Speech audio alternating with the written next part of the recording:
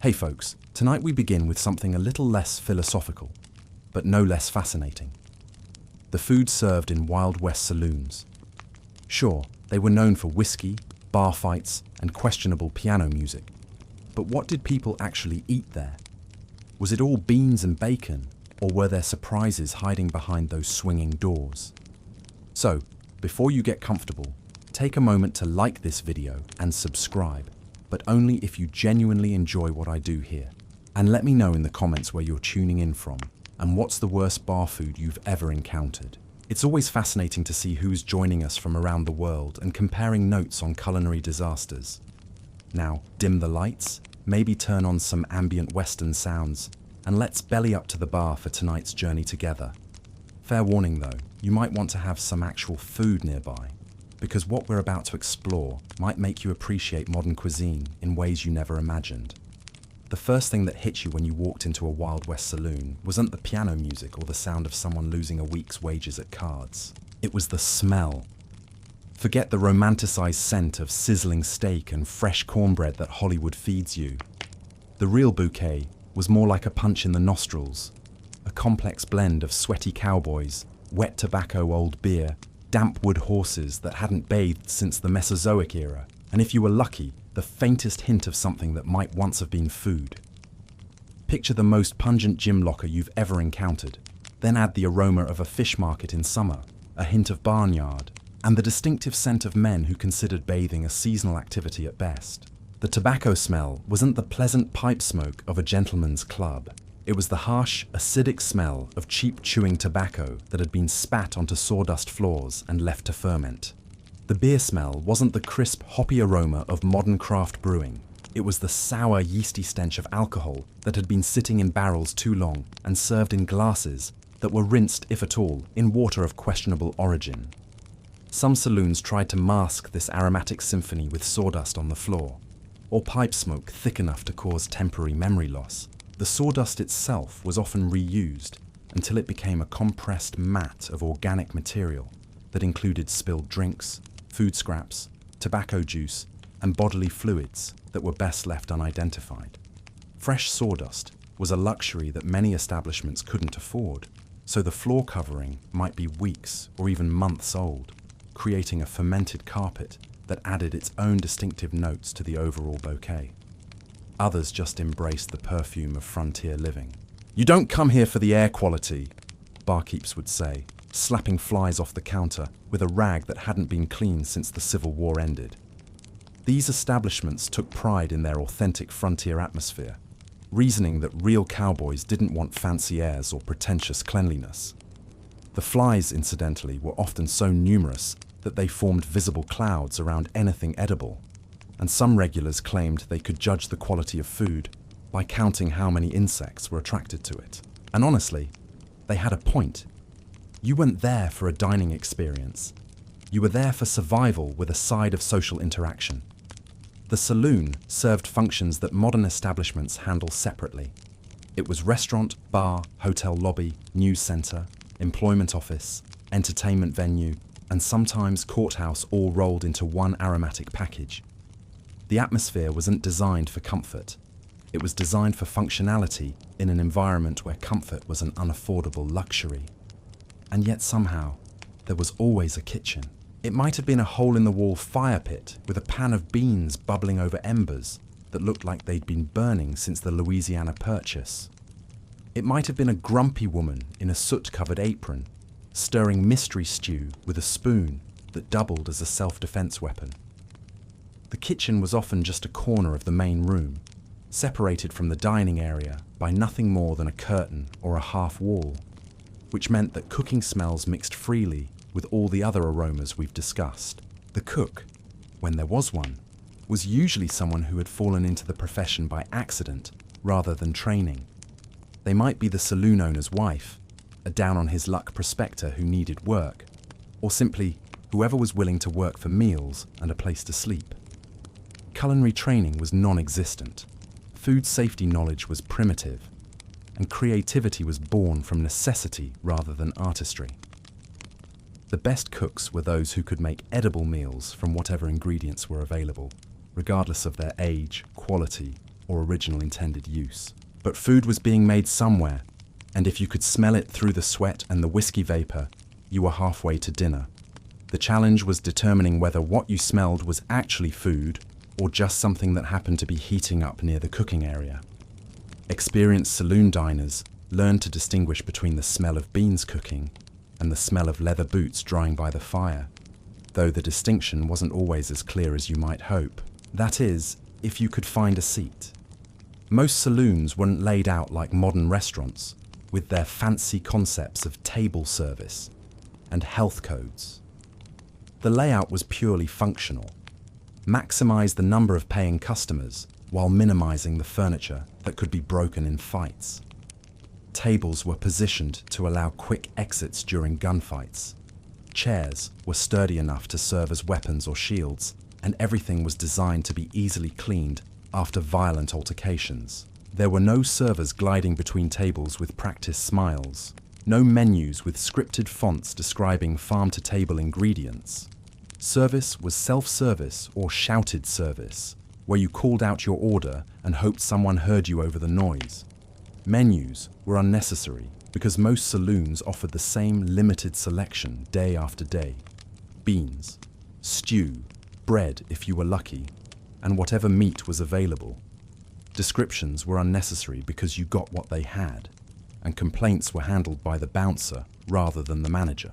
Just a few splintered tables, some rickety chairs that groaned ominously when you sat down, and one long counter where you could eat, drink, argue about politics, or engage in all three activities in rapid succession. The bar itself was the most important piece of furniture, serving as serving counter, dining table, and social center. Men would stand along its length, conducting business, sharing news, and consuming whatever passed for food in that particular establishment. If you were a regular, the cook might shout something like, "Beans or stew," across the room, and you'd shout back your choice without looking up from your cards. This system worked because regulars knew what to expect and had already made peace with the limited options. They also knew which cook to trust, which days the stew was safest, and how to time their meals to avoid the worst of the dinner rush chaos. If you were new in town, they'd stare you down like you were a tax collector, trying to guess whether you were going to pay for your meal or pass out face first into it before the plate hit the table. Newcomers represented both opportunity and risk. They might have money to spend, but they also might cause trouble, complain about the food, or expect standards that the establishment couldn't meet. The staff's initial assessment determined everything from the quality of service to the honesty of the pricing. The lighting was provided by oil lamps that flickered more than they illuminated, casting dancing shadows that made everyone look either mysterious or tubercular, depending on your perspective. The lamps burned whale oil when it was available, coal oil when it wasn't, and whatever combustible liquid could be found when times were really tough. The light was yellowish, smoky, and dim enough that food inspection was nearly impossible, which was probably a blessing given what might have been discovered under better illumination. The furniture was whatever could be assembled quickly and cheaply, usually wooden planks hammered together by whoever happened to be sober enough to hold a nail steady. Craftsmanship was sacrificed for speed and durability. Tables wobbled, chairs creaked, and everything was built to be easily repaired or replaced when violence or normal wear destroyed it. The aesthetic was functional survival rather than dining elegance, and that's what made saloon dining so special. It wasn't about taste, presentation, or even basic food safety. It was about survival with a social component. The act of eating became a form of community bonding, where shared misery created temporary fellowship. Men who might otherwise be enemies could find common ground in their mutual disgust at the evening's stew, or their shared appreciation for beans that weren't completely inedible. You ate what they had, not what you wanted. This wasn't just a practical limitation. It was a philosophical acceptance of frontier reality. Choice was a luxury that few could afford, and successful survival required adapting to circumstances rather than demanding that circumstances adapt to you.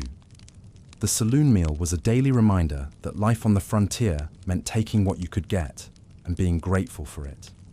You sat next to strangers who might rob you, save your life, or regale you with stories that were 90% fiction, but 100% entertaining. The randomness of seating arrangements meant that every meal was a social gamble.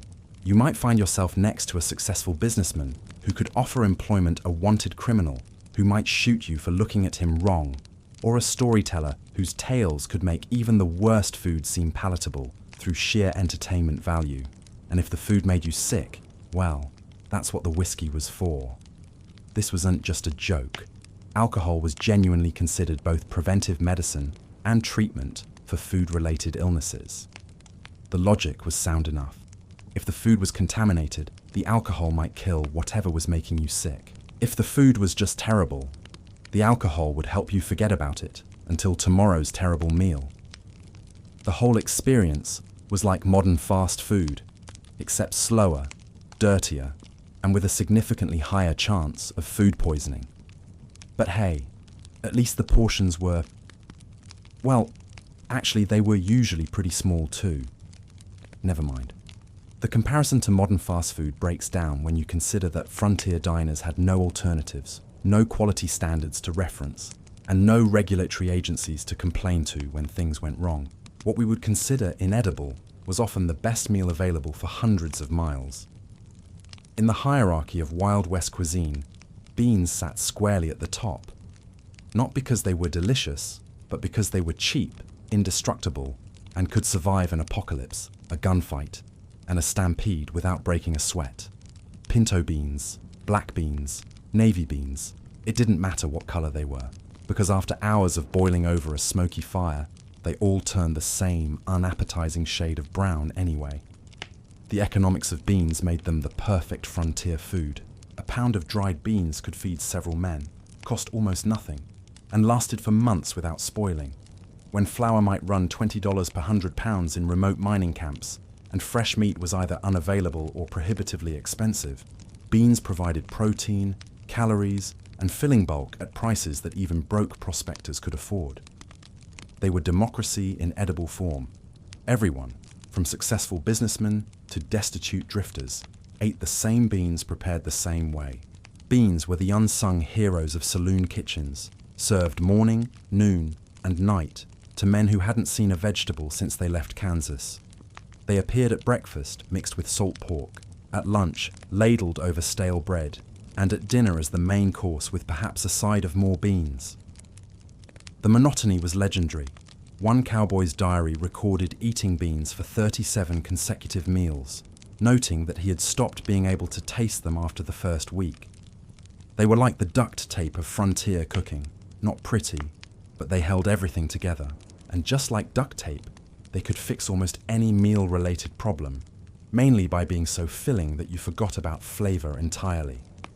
A stomach full of beans was a stomach that couldn't complain about the absence of variety, seasoning, or anything that might be considered cuisine by civilized standards. Preparation was refreshingly simple, though simple didn't mean easy. Step 1. Pour beans into a pot. This required careful inspection because dried beans often contained stones, dirt, mouse droppings, and other inedible items that had been mixed in during storage or transport. Sorting beans was tedious work, but finding a rock with your teeth was worse. Step 2. Soak them overnight in whatever water was available. The quality of soaking water varied dramatically. Clean well water was ideal, but river water, rainwater, or even recycled dishwater might have to suffice. Step 3. Boil them for approximately 6 hours over a questionable fire. The fire management was crucial because beans required long, slow cooking to become edible. Too hot, and they would burn on the bottom while remaining hard on top. Too cool, and they would never soften properly. Frontier cooks became experts at maintaining consistent heat with green wood, dried buffalo chips, or whatever combustible material was available. Step 4. Serve them with salt pork, a stale biscuit, and a look of mild apology. The salt pork was essential because beans alone lacked the fat and salt that frontier workers needed for heavy physical labor. The biscuit helped soak up the bean liquid and provided carbohydrates. The apology was necessary because everyone knew that beans, while nutritious and filling, were nobody's first choice for a meal. Some cooks tried to get fancy by adding lard, onions, or even chili powder if they were feeling ambitious, but most didn't bother. Lard added richness and calories, but was expensive and spoiled quickly in hot weather. Onions provided flavor and some vitamin C, but were often unavailable and difficult to preserve. Chili powder could make beans more palatable, but was a luxury item that many saloons couldn't afford or couldn't obtain. In the Wild West, flavor was considered a luxury, and seasoning was whatever blew in through the open window. Salt was usually available because it was essential for preserving meat, but black pepper was expensive and other spices were virtually unknown. Some cooks would add wild herbs they found growing nearby, but this required botanical knowledge that most frontier cooks lacked. The result was that beans tasted like beans, plus whatever the cook happened to throw into the pot. The result was a dish that could charitably be described as hearty, and more accurately described as edible cement. Properly cooked beans had the consistency of thick porridge, with individual beans that had lost their structure and merged into a homogeneous mass. Improperly cooked beans ranged from tooth-breaking hard pellets to mushy paste that resembled wet concrete. Beans were so dense and filling that cowboys would joke about using them as ammunition when they ran out of bullets. And honestly, given the consistency of most saloon beans, that wasn't entirely unrealistic. Well-cooked beans could be formed into shapes and would hold their form when dried, leading to various creative uses beyond nutrition. Some cowboys claimed that dried bean cakes made excellent fire starters, emergency building material, or even primitive soap when mixed with ash. But here's the thing. Cowboys genuinely appreciated beans. They weren't being sarcastic or making the best of a bad situation. Beans represented reliability in an unreliable world, consistency in a place where consistency was rare, and nutrition in an environment where malnutrition was common. A meal of beans meant that you would have energy for the next day's work, that your stomach would be full, and that you wouldn't go to sleep hungry. They fueled long cattle drives, powered poker nights, and gave you something to chew on while you waited for the piano player to start again, or for someone to get tossed through the front window. During cattle drives, beans were often the only hot meal available for weeks at a time. The chuck wagon cook would start soaking beans before dawn and serve them around the campfire at night, providing cowboys with their primary source of protein and their main social meal of the day. They were predictable in a world where predictability was rare, dependable in a place where dependability could mean the difference between life and death. When game was scarce, weather was bad, or supply lines were disrupted, beans remained available. They were the nutritional insurance policy that kept frontier communities from starving during difficult times. The only real downside was the aftermath. One cowboy eating beans was tolerable. 10 cowboys in a saloon full of beans was a biological weapon waiting to happen. The digestive consequences of a bean-heavy diet were legendary, leading to elaborate etiquette about ventilation, sleeping arrangements, and appropriate times for various bodily functions. It's said that some bar fights weren't started by insults or cheating accusations, but by a single silent but deadly betrayal near the stove. The phrase, clearing a room, took on a whole new meaning in saloon culture. Experienced saloon patrons learned to recognize the warning signs of digestive distress and would position themselves near exits when the evening's bean consumption reached critical levels. The sawdust on saloon floors served multiple purposes, but absorption of various organic materials was certainly one of them. Still, beans were beloved for their resilience. They could be eaten cold when the fire went out, reheated endlessly when business was slow, and used as makeshift currency in emergencies. Cold beans became a breakfast staple for men who needed to get on the trail early. Reheated beans might be served 3 or 4 times before being considered inedible. And in communities where cash was scarce, beans could be traded for services, used to pay debts, or offered as gifts to neighbors in need. Legend has it that a man once bought a horse with 3 pounds of salted beans and a promise never to return to that particular town. While probably apocryphal, this story reflects the real value that beans held in frontier economies where traditional currency was often unavailable and barter systems dominated commerce. Cowboys would often carry beans with them on long journeys, soaking them in their saddlebags and cooking them over campfires. The beans would rattle around like marbles, providing entertainment during quiet moments and occasionally serving as projectiles when arguments got heated. A cowboy's saddlebag beans were often his emergency food supply, his entertainment, and his ammunition all in one convenient package. The preparation ritual became its own form of frontier meditation. Sorting beans gave men something to do with their hands while they talked, planned, or worried about the future. The long cooking time created natural social gatherings where stories were told, business was conducted, and friendships were formed. The shared meal created temporary communities among people who might otherwise be strangers or enemies. So yes, saloon food had its highs and lows, but beans were the baseline, the bedrock, the humble heartbeat of 1,000 dusty meals. You didn't love them exactly, but you respected them. And sometimes, in a world where respect was earned at gunpoint, that was enough. The humble bean had conquered the American frontier, not through superior flavor or exciting preparation, but through simple, reliable sustenance that kept people alive when more glamorous foods failed. If beans were the soul of Wild West saloon cuisine, salt pork was its slightly greasier, significantly saltier backbone.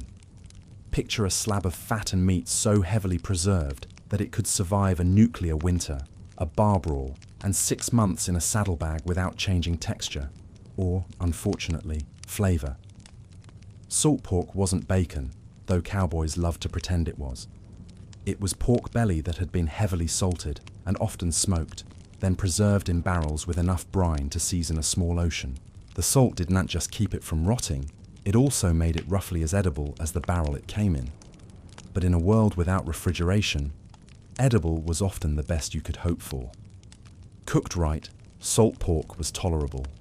Fried up in a hot skillet until the fat rendered out and the edges got crispy, it had flavor, grease, and that satisfying crunch that made you briefly forget the rest of your dinner came from a can. But cooked wrong, which happened often, it was like chewing a salted boot heel that had been dipped in axle grease. The fat was the best part, and cooks didn't waste a single bit of it. They'd use the rendered pork fat to fry everything from potatoes to biscuits to other pieces of salt pork. It was a closed-loop system of grease that would have impressed modern nutritionists and horrified them in equal measure. Everything in a saloon kitchen was connected by a thin layer of pork fat, like a delicious but deadly food web. Still, salt pork had its devoted fans. It was easy to transport, impossible to spoil. It was already as preserved as food could get, and gave even the blandest pot of beans a salty punch of something resembling flavor. Cooks treated every piece like treasure, using the fat, the meat, and even the rind for different purposes. The fat rendered beautifully and could be used for frying, baking, or general lubrication of squeaky wagon wheels in emergencies. The meat provided protein and that satisfying chew that reminded you that you were, in fact, eating something that had once been alive. The rind was tossed into stews or given to dogs, or occasionally to unlucky newcomers who didn't know any better. One traveler described salt pork as somewhere between jerky and shoe leather, but with more salt and less flavor. Another claimed it was the only food that got saltier the longer you chewed it. But despite the less than glowing reviews, salt pork was a staple because it delivered on its primary promise. It wouldn't kill you immediately. And yes, sometimes the pork was suspicious. A greenish tinge here, a questionable smell there, a texture that reminded you of something you'd rather not think about. But in saloons, the motto wasn't, "Is it fresh?" It was more like, "Did it kill the last guy?" If not, you gave it a try and hoped for the best. Salt pork was also versatile in ways that modern diners might not appreciate.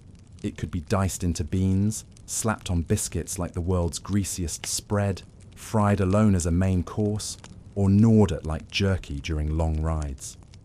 Cowboys carried it like treasure, and saloon cooks leaned on it when the chickens ran off, or the stew pot got too thin. It wasn't elegant, and it certainly wasn't healthy by any modern standard. But in a world where you might ride 60 miles before your next hot meal, salt pork got the job done. And if you survived eating it, well, you were probably strong enough to survive whatever else the frontier threw at you. The cooking process was straightforward but unforgiving. Slice it thick, throw it in a hot pan, and hope it didn't splatter grease all over your only clean shirt. The trick was getting the timing right. Undercook it, and you'd be chewing rubber. Overcook it, and you'd be gnawing charcoal. But get it just right, and you'd have something that was almost bacon, if you squinted and used your imagination. Bread in a Wild West saloon was like a unicorn, occasionally spotted, rarely captured, and usually disappointing when you finally got your hands on it. Most saloon kitchens didn't have proper ovens, which made bread making less of a culinary art and more of an exercise in creative engineering, with potentially explosive results. The lucky saloons had Dutch ovens, those heavy cast-iron pots that could be buried in coals to create something resembling an oven. The unlucky ones had optimistic cooks with skillets and dreams of fresh bread that usually ended in smoke, cursing, and something that looked like a charcoal pancake. When bread was available, it was often sourdough, and not the artisanal, carefully tended sourdough that hipster bakeries charge $20 for today. This was frontier sourdough, started with wild yeast captured from the air and maintained by cooks who treated their starter like a beloved pet that could save their lives. Some sourdough starters were passed down through generations of cooks, accumulating character and stories along the way. The bread itself was dense, chewy, and often burnt on the outside while remaining stubbornly raw in the middle. It was the kind of bread that could double as a weapon if thrown hard enough, and many saloon brawls allegedly started when someone's dinner roll ricocheted off an opponent's skull. But let's be honest, most saloons didn't serve bread at all. Instead, they served hardtack, which was less bread and more edible building material. Hardtack was a kind of ultra-hard biscuit designed to last forever, mainly because it was too tough to spoil. It was made from flour, water, and hope, then baked until it achieved the consistency of roofing tile. Hardtack came in squares about the size of your palm and roughly the thickness of a book. Eating it required strategy, patience, and strong teeth. The recommended technique was to soak it in coffee, soup, or whatever liquid was handy until it softened enough to chew without breaking your jaw. Some cowboys carried hardtack for months, using it as emergency food, building material and ammunition depending on the situation. The flavor of hardtack was, well, imagine if cardboard had a less exciting cousin. It tasted like flour and determination, with subtle notes of whatever it had been stored next to for the past several months. But it was cheap. It lasted forever, and it filled your stomach, which were the only qualifications that mattered in frontier dining. Some enterprising saloon cooks would crumble hardtack into soups or stews, where it would absorb flavors and soften into something approaching edibility. Others would fry it in pork fat, creating a dish that was equal parts breakfast food and roofing shingle. The most creative cooks would grind it up and use it as a thickener for gravies, though the resulting texture was best described as lumpy concrete. Biscuits were the luxury option when they were available at all. Fresh biscuits required flour, lard or butter, baking powder or soda, and someone who actually knew how to make them. When all these stars aligned, the result could be genuinely delicious. Fluffy, buttery, warm bread that reminded cowboys of home and civilization. But more often, saloon biscuits were dense, greasy, and either burnt or undercooked. They were made in large batches in the morning and served throughout the day, getting progressively staler and harder as the hours passed. By evening, they could be used as hockey pucks or thrown at unruly customers with considerable effect. The best biscuits were served with molasses, honey, or even butter when it was available. The worst were served with an apology and a suggestion to dip them in your coffee until they achieved the consistency of wet cement. But even bad biscuits were better than no carbohydrates at all, and cowboys would fight over the last one like seagulls over a French fry. In the Wild West, stew was the great culinary equalizer. Hot, allegedly nutritious, and deeply suspicious, it was the one thing almost every saloon served, no matter how ramshackle the kitchen or questionable the cook's credentials. Why? Because stew was the perfect cover story for whatever odds and ends the establishment had lying around or couldn't legally describe. The base was simple enough: a pot, a fire, and ambition. You started with water, maybe some stock if you were feeling fancy, then tossed in whatever hadn't walked away yet. Beef, sure. Rabbit, definitely. Squirrel? If it wasn't biting anymore, into the pot it went.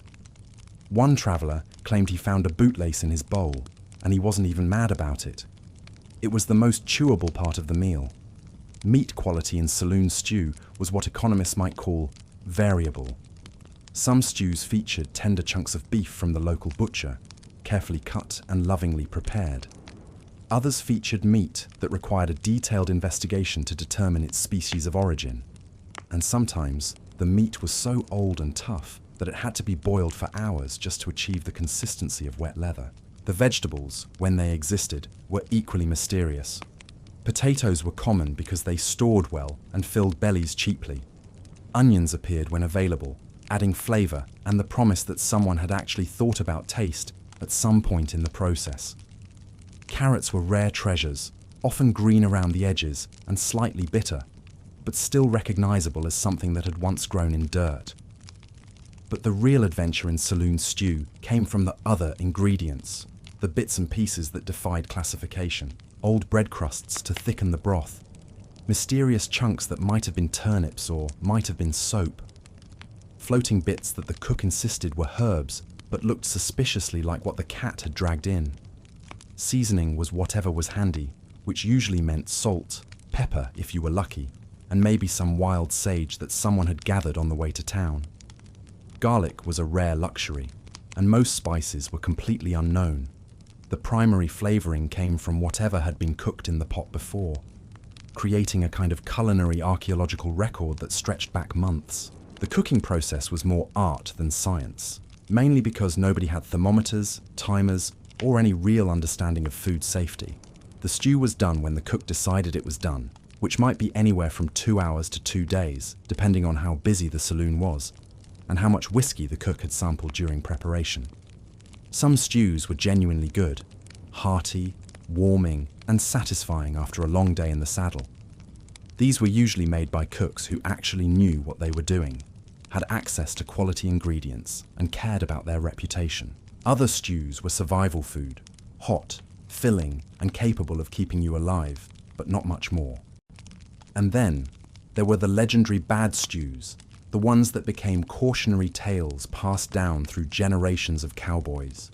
Stories of stews so bad they could strip paint, so tough they required tools to eat, so mysterious that even the cook wasn't sure what was in them. One infamous stew in Tombstone was reportedly so terrible that it caused a minor riot, with customers demanding their money back and threatening to burn down the saloon. The beauty of stew, from a business perspective, was its flexibility. Running low on meat, add more potatoes, vegetables going bad, throw them in before they turned completely, strange smell coming from the pantry. Into the stew it went, along with enough seasoning to mask any questionable flavours. Cowboys developed survival strategies for dealing with questionable stew. Always stir it around first to see what floated to the surface. If anything moved on its own, order the beans instead. If the smell made your eyes water, stick to whiskey for dinner. And if the cook offered to tell you what was in it, politely decline and change the subject. But here's the remarkable thing.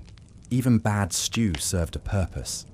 It was hot food when you were cold, protein when you were hungry, and social glue that brought people together around a shared experience of culinary survival. Cowboys would bond over terrible stew the way modern people bond over bad movies. It was so awful that it became entertaining. Here's where things get interesting. Because in Wild West saloons, the line between food and medicine was about as clear as the whiskey they served. Which is to say, not clear at all. Alcohol wasn't just entertainment or social lubricant. It was often the safest thing you could put in your body, and sometimes the most nutritious. Let's start with beer, which was basically liquid bread with a social life. Small beer, weak in alcohol but strong in survival value, was safer to drink than water in most frontier towns. The brewing process involved boiling, which killed bacteria that could turn your digestive system into a battlefield. Beer provided calories, some nutrients, and enough alcohol to kill the smaller microorganisms that wanted to make you sick. Saloon beer wasn't the carefully crafted artisanal brews that modern hipsters Instagram. This was frontier beer, brewed quickly with whatever grains were available, often warm, usually flat, and occasionally containing mysterious floating objects that you learned not to ask about. It tasted like breadwater with a hangover, but it kept you hydrated and alive, which were the primary requirements. Whiskey was the heavy artillery of frontier nutrition. Straight whiskey could sterilize wounds, clean equipment, and serve as anesthesia for amateur surgery. Watered-down whiskey could serve as a daily beverage that wouldn't immediately kill you. And really good whiskey could make even the worst saloon stew taste almost edible. The quality of frontier whiskey varied wildly. Good whiskey was smooth, warming, and could improve your outlook on life considerably. Bad whiskey was like drinking liquid fire mixed with regret. Really bad whiskey was rumored to contain everything from turpentine to tobacco juice, and could cause blindness, paralysis, or sudden religious conversion. But whiskey served functions beyond getting people drunk. It was used to preserve food, treat illnesses, and sterilize equipment. Cowboys would pour whiskey on wounds to prevent infection, mix it with honey to treat coughs, and use it as payment when actual money was scarce. Some frontier doctors prescribed whiskey for everything from snake bites to broken hearts. Coffee was another liquid staple, though calling it coffee required considerable optimism. Frontier coffee was made from beans that had been roasted until they were black, ground until they were powder, and boiled until they surrendered all flavor. The result was a bitter, caffeine-laden brew that could wake the dead and probably strip rust from metal. Saloon coffee was reheated throughout the day, sometimes for days at a time, creating a concentrated essence of bitterness that could substitute for actual medicine. Cowboys developed a tolerance for coffee so strong it could dissolve spoons, and many claimed they could taste the difference between coffee that had been brewing for 6 hours versus coffee that had been brewing for 6 days.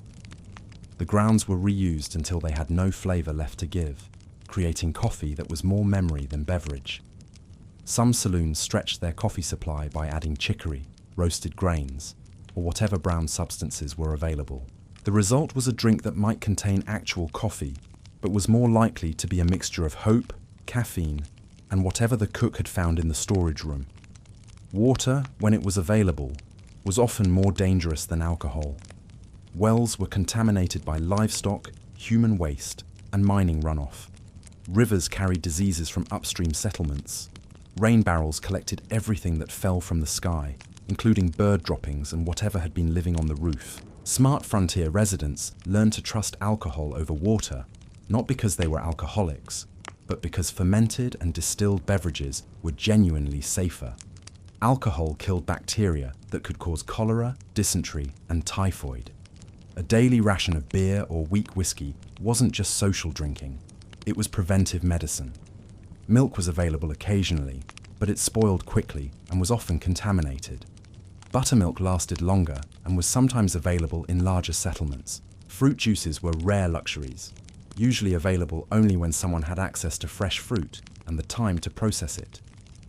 Some saloons served cocktails, though these were nothing like modern mixed drinks. Frontier cocktails were usually whiskey mixed with water, sugar, or bitters to make them more palatable. A julep might be whiskey with mint if someone had found mint growing nearby. A punch was whatever alcohol was available, mixed with whatever else might improve the taste. The end result was a dining culture where liquid calories often made up a significant portion of daily nutrition. Cowboys might get more nourishment from beer and whiskey than from actual food, and that wasn't necessarily a bad strategy given the quality of frontier cuisine. So when you hear stories about hard-drinking cowboys, remember that they weren't just partying. They were engaging in a form of preventive medicine that kept them alive in a world where the water could kill you, and the food wasn't much safer. Now that we've established that alcohol was basically a food group on the frontier, let's talk about what happened when that medicinal drinking got a little out of hand. Because while a shot of whiskey might keep you healthy, a bottle of whiskey could turn you into the evening's entertainment or the evening's casualty. The line between therapeutic drinking and recreational intoxication was about as clear as the bottom of a shot glass, which is to say, it wasn't clear at all. And what happened when cowboys, miners, gamblers, and general frontier misfits crossed that line was sometimes hilarious, often tragic, and always unpredictable. Before we dive into the chaos of frontier intoxication, we need to understand that getting drunk in the Wild West wasn't always recreational. It was often medical, and sometimes it was the difference between life and death. Frontier medicine was primitive at best, and alcohol was one of the few reliable treatments for everything from toothaches to tuberculosis. Whiskey was the aspirin of the frontier. Got a headache? Whiskey. Broken bone that needed setting. Whiskey for the patient, and probably some for the person doing the setting. Bullet wound that needed cleaning. Pour whiskey on it, then drink some more whiskey to deal with the pain. Snake bite? Whiskey internally and externally, though the external application was probably more effective than the internal. Frontier dentistry was particularly dependent on alcohol. If you needed a tooth pulled, and you probably would, because frontier dental hygiene was about as advanced as frontier cuisine, the procedure involved a lot of whiskey, a pair of pliers, and someone strong enough to hold you down. The whiskey served as anesthesia, antiseptic, and payment for whoever was brave enough to help. Childbirth on the frontier often involved significant quantities of alcohol. Not for the baby, obviously, but for the mother to manage pain and for the midwife to sterilize equipment. Many frontier children were born in rooms that smelled more like distilleries than nurseries, and that was considered good medical practice. Surgery of any kind required alcohol in industrial quantities. Amputations, which were unfortunately common due to accidents and infections, were performed with whiskey as the only anesthesia available. Patients would drink until they passed out, then hopefully stay unconscious long enough for the procedure to be completed. The survival rate wasn't great, but it was better than dying slowly from gangrene. Mental health treatment also relied heavily on alcohol. Depression, anxiety, and what we'd now recognize as PTSD were treated with regular doses of whiskey and the social support that came with drinking in groups. It wasn't sophisticated therapy, but it was often the only treatment available for men dealing with the psychological trauma of frontier life. The problem was that medicinal drinking easily became social drinking, and social drinking easily became problem drinking. When your medicine cabinet contains nothing but whiskey, laudanum, and hope, it's easy to self-medicate your way into addiction. Many cowboys who started drinking for legitimate medical reasons found themselves unable to stop when the immediate medical need had passed. Frontier doctors, such as they were, prescribed alcohol for almost everything. Can't sleep? Whiskey. Can't eat? Whiskey to stimulate appetite. Can't stop coughing? Whiskey with honey. Can't handle the stress of frontier life? More whiskey. It was a simple diagnostic system that required very little medical training and worked about as well as anything else available. The quality of medicinal alcohol varied considerably. Good whiskey was expensive and not always available, so people often made do with whatever was handy. Home-distilled spirits were common, and their quality ranged from pretty good to potentially lethal. Recipes were passed down through families and often included interesting ingredients like tobacco, herbs, or whatever the distiller thought might improve the flavor or medicinal properties.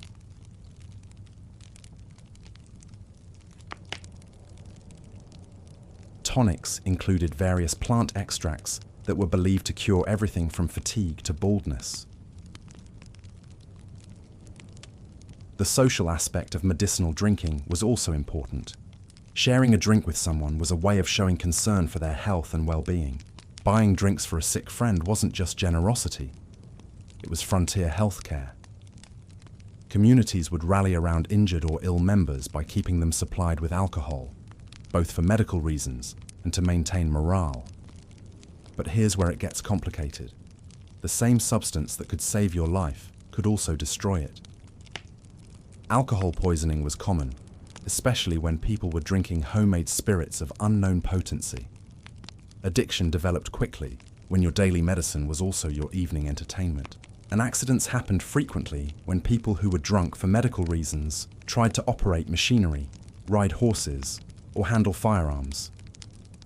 The end result was a culture where intoxication was simultaneously medicinal and recreational, necessary and dangerous, life-saving and life-threatening. Understanding this context is crucial to understanding why frontier drinking culture was so different from modern recreational drinking. When alcohol is your primary medicine, the line between treatment and abuse becomes very blurry indeed. If you think modern bartenders are creative, you haven't met a frontier saloon keeper trying to stretch his whiskey supply while keeping his customers happy and upright. The alcohol served in Wild West saloons was a fascinating study in chemistry, economics, and optimism, with results that range from merely unpalatable to genuinely toxic. Understanding frontier alcohol production helps explain not just what people drank, but why they drank it, and how it shaped the entire social fabric of frontier communities. Let's start with the good stuff because it did exist, though finding it required luck, money, and connections that most frontier residents lacked. Real whiskey, properly aged and carefully distilled, was available in some saloons, usually at prices that made cowboys weep and consider alternative career paths.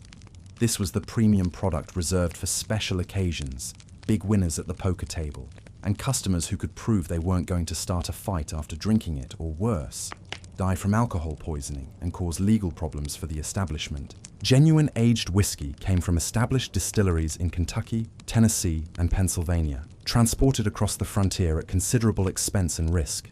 The transportation costs alone could triple the price of alcohol, making quality whiskey a luxury item comparable to imported goods in modern markets. A bottle of good whiskey might cost more than a cowboy's monthly wages, putting it far beyond the reach of ordinary working men, who formed the bulk of saloon customers. But most saloons served what was generously called trade whiskey, or less generously called coffin varnish, rot gut, skullcracker, or tarantula juice. These colourful names weren't just marketing. They were accurate descriptions of products that could cause blindness, paralysis, or death if consumed in sufficient quantities. Trade whiskey was whiskey in the same way that a hot dog is meat, technically accurate, but requiring considerable interpretation and a willingness to overlook troubling details. Trade whiskey started with grain alcohol, which was cheap and available from commercial distilleries that specialized in producing high-proof neutral spirits for industrial use. This wasn't meant for human consumption in its pure form. It was essentially liquid fire that could strip paint, clean wounds, or fuel lamps depending on your immediate needs. The challenge for saloon keepers was transforming this industrial solvent into something that resembled whiskey without killing their customers immediately. The base alcohol was often purchased in bulk barrels, then improved by individual saloon keepers according to their own secret recipes. These recipes were closely guarded family secrets, passed down through generations of people who had learned to turn pure alcohol into something that resembled whiskey without actually being whiskey. The process was part chemistry, part artistry, and part wishful thinking, conducted in back rooms with equipment that would have horrified modern food safety inspectors. Common additives included tobacco juice for color and flavor, though both were questionable improvements that often made the final product worse than the original grain alcohol. Burnt sugar or caramel provided the golden brown color that customers expected from whiskey, though the burning process often introduced bitter flavors and potentially toxic compounds. Soap shavings made the alcohol foam when shaken, creating the impression of quality and age, though the soap also added an unpleasant aftertaste and could cause digestive problems. Glycerin added body and smoothness to harsh grain alcohol, making it seem more like aged whiskey and less like industrial solvent. However, glycerin also added a distinctive sweet aftertaste that some described as medicinal and others described as like licking a pharmacy. The glycerin came from soap-making operations and wasn't always pure, sometimes containing residues from the soap production process that added unexpected flavors and aromas. More creative saloon keepers experimented with unusual ingredients that would have impressed medieval alchemists and horrified modern chemists. Rattlesnake heads were supposedly added for potency, though their primary contribution was psychological. Customers believed they were drinking something especially strong or dangerous. Hot peppers provided warmth and burn, which customers associated with strong alcohol, though they also masked other flavors that might reveal the poor quality of the base ingredients. Various herbs and roots were included for alleged medicinal properties, though their actual effects were usually unknown and sometimes dangerous. Wild sage, juniper berries, and pine needles were popular additions, partly because they were free and readily available, and partly because they provided flavors that could mask the harshness of poor quality alcohol. Some saloon keepers added patent medicines, bitters, or other commercially available products that contained alcohol and flavorings. Some establishments specialized in particular flavors of doctored alcohol that became their signature products. Tarantula juice contained mysterious ingredients that were supposed to provide extra strength, though the recipe usually included pepper, tobacco, and enough alcohol to justify the fearsome name. Skullcracker lived up to its name by combining high alcohol content with additives that intensified the hangover, creating a drink that was memorable for all the wrong reasons. Coffin paint was rumored to contain embalming fluid, though this was probably just marketing designed to suggest exceptional strength and danger. The reality was usually grain alcohol mixed with caramel coloring, soap, and whatever flavorings were available. Red eye got its name from its effects on customers' appearance after consumption, though the redness came from alcohol and irritants rather than any specific red ingredients. The dilution process was an art form in itself that required balancing profit margins with customer satisfaction and safety. Pure grain alcohol was too strong to drink straight and too expensive to serve undiluted, but the dilution had to be done carefully to maintain the illusion of quality. Water was the obvious choice for cutting alcohol, but water quality was often questionable and could introduce bacteria, minerals, or other contaminants that affected taste and safety. Saloon keepers used whatever water was available, from relatively clean well water to suspicious river water that might contain anything from livestock waste to mining chemicals.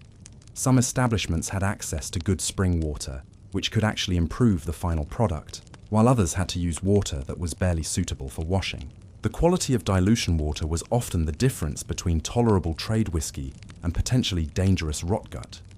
Beer was often stretched, with even more creative techniques that would have amazed modern brewers.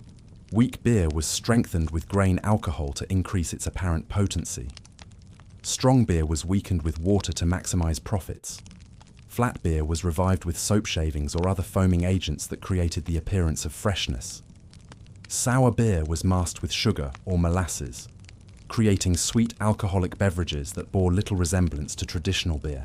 Old beer was refreshed with newer beer, creating complex blends that defied classification and sometimes produced unexpected flavors.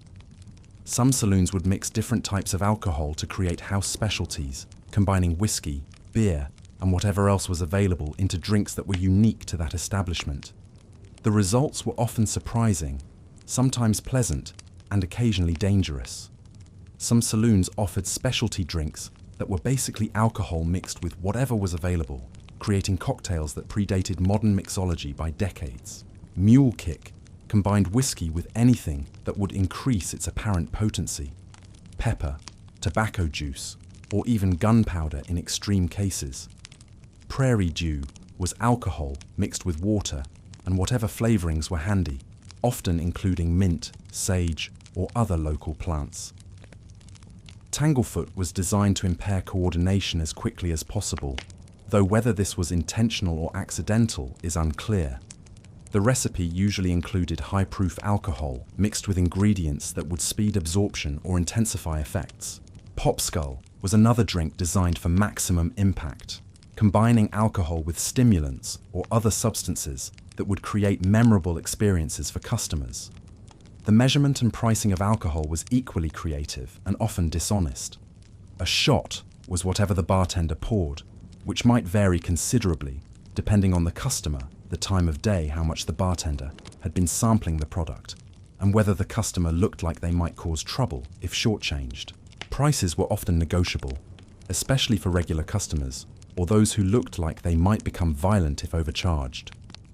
Some saloons operated on credit systems that allowed customers to run tabs that were settled when they had money, when they performed services, or when they could no longer avoid payment.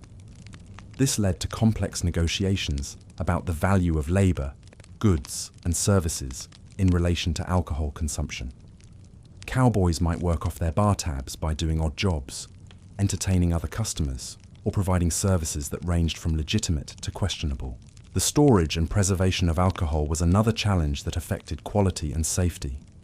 Barrels could leak, crack, or become contaminated with bacteria, mold, or other organisms that could turn alcohol into something even more dangerous than it already was. Bottles could break during transport or be stolen by customers or employees. Temperature fluctuations could affect taste and quality, while exposure to light could cause chemical changes that made alcohol unpalatable or unsafe. Some saloons buried their good alcohol to protect it from theft, creating hidden caches that were sometimes forgotten when the proprietor died, moved on, or drank too much of his own product to remember where he had hidden it. These buried treasures occasionally surfaced years later, providing archaeologists with insights into frontier drinking culture and evidence of the lengths people went to protect valuable alcohol supplies. Quality control was essentially non-existent in the frontier alcohol industry. There were no regulations, no inspections, and no standards beyond, will it sell and will it kill customers fast enough to hurt business? Bad batches of alcohol could cause blindness, paralysis, or death, but these were considered acceptable business risks, as long as they didn't happen frequently enough to drive away customers permanently. The primary quality control mechanism was customer feedback, which could range from complaints to violence depending on how bad the alcohol was and how much customers had already consumed. The economics of frontier alcohol were brutal and unforgiving. Saloon keepers needed to turn a profit while serving customers who might not have cash, might pay with goods or services, and might start fights that destroyed property and drove away business. The solution was to serve cheap alcohol with high profit margins, which meant creativity with ingredients and liberal interpretation of what constituted whiskey, beer, or any other alcoholic beverage. Some saloons developed reputations for particularly creative alcohol recipes that became local legends. The Red Dog Saloon in Virginia City was famous for its 40-rod whiskey, supposedly strong enough to kill a man at 40 rods distance, though the actual ingredients were probably just grain alcohol and wishful thinking. The bucket of blood in Havre claimed their house special could cure snakebite, toothache, and cowardice simultaneously, which may have been true if you had enough of it. Whether these claims were accurate is debatable, but they certainly made for effective marketing in communities where entertainment was scarce, and customers were looking for experiences that would help them forget their problems temporarily. The mythology surrounding frontier alcohol was often more important than the reality, creating legends that outlasted the saloons that created them, and contributing to the romantic image of frontier drinking culture that persists today. These were considered acceptable business risks. Customers learned to judge alcohol quality by smell, taste, and whether the last person to drink it was still breathing. The economics of frontier alcohol were brutal. Saloon keepers needed to turn a profit while serving customers who might not have cash, might pay with goods or services, and might start fights that destroyed property. The solution was to serve cheap alcohol with high profit margins, which meant creativity with ingredients and liberal interpretation of what constituted whiskey. Some saloons developed reputations for particularly creative alcohol recipes. The Red Dog Saloon in Virginia City was famous for its 40-rod whiskey, supposedly strong enough to kill a man at 40 rods distance. The bucket of blood in Havre claimed their house special could cure snakebite, toothache, and cowardice simultaneously. Whether these claims were true is debatable, but they certainly made for effective marketing. The saloon wasn't just a place to get drunk. It was the social center of frontier communities, serving functions that modern bars, community centers, churches, and social media platforms handle today. Understanding saloon drinking culture requires understanding the broader social dynamics that made these establishments so central to frontier life. First, saloons were information hubs.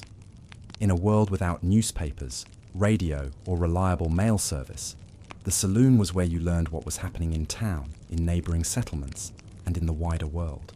Travellers shared news from distant places.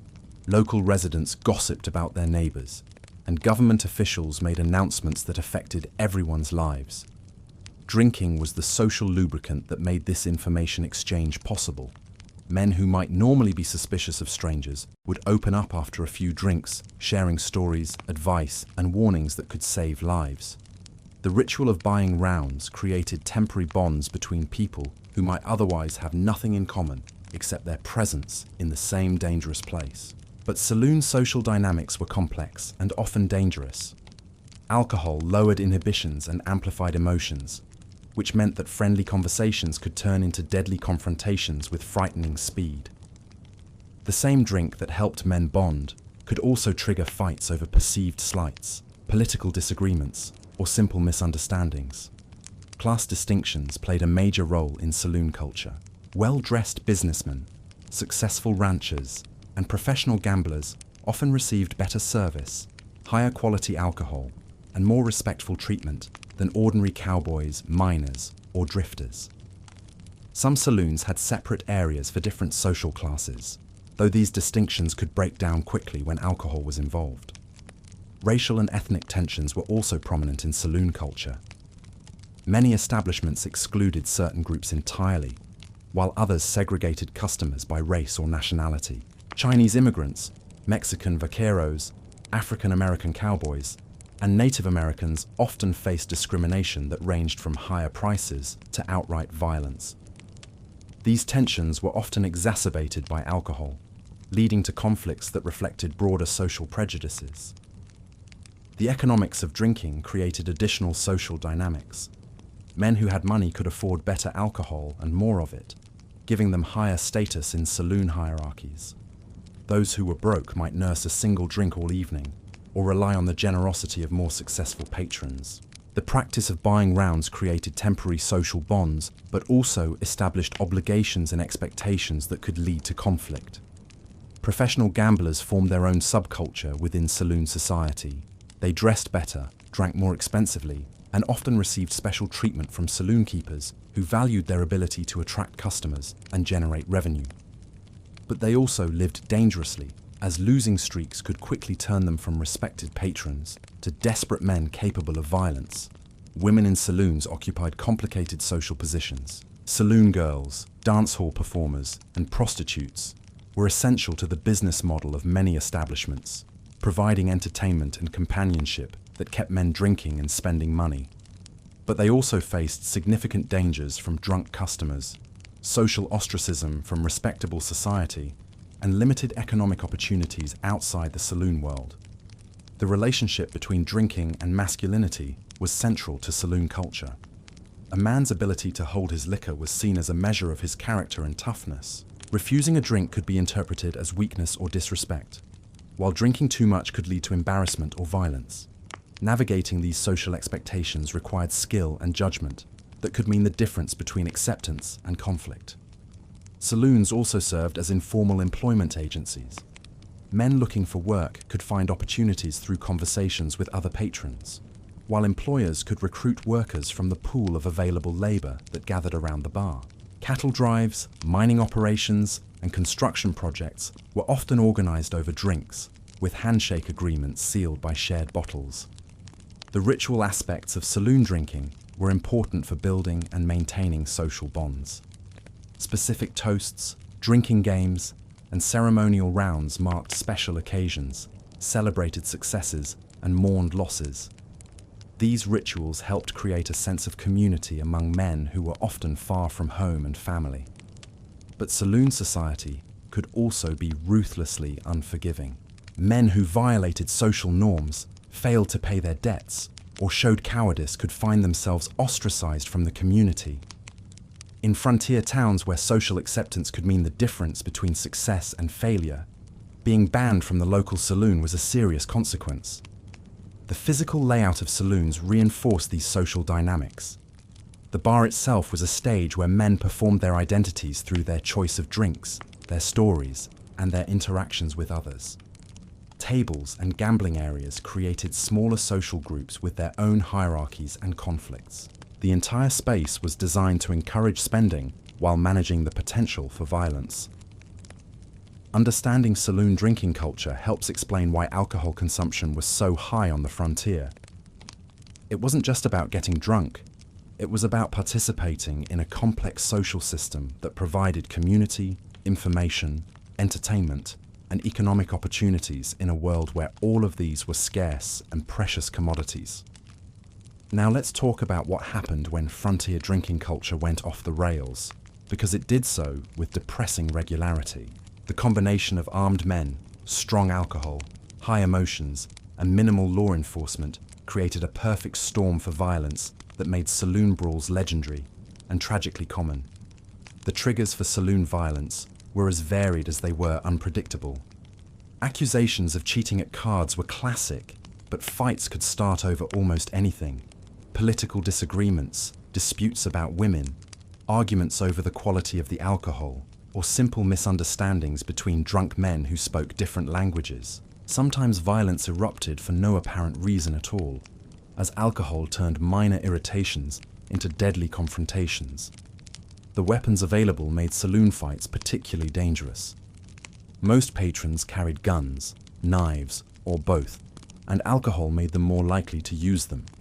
What might have been a fistfight in a modern bar could quickly escalate to gunplay when everyone was armed and judgment was impaired by whiskey.